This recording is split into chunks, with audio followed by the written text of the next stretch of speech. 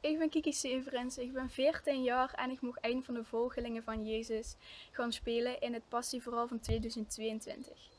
Ik woon hier in Obig met mijn ouders en mijn zusje.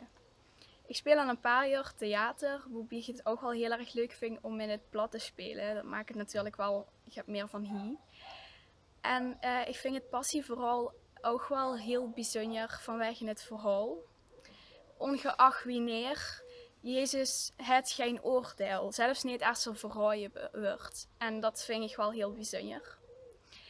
Ik hoop te zien, ik hoop dat je allemaal komt kijken en dat je het net zo leuk vindt als ik. Hoi!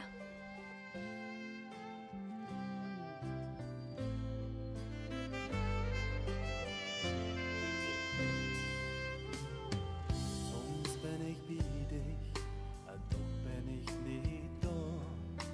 Du fragst mich 1000 dingen, ich sag ob alles ja.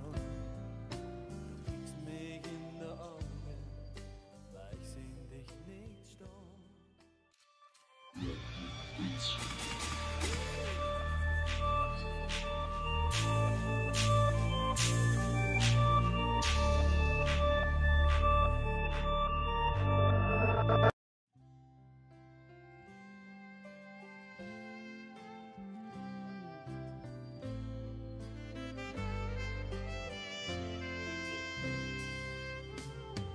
Soms ben ik bij dich en toch ben ik niet daar.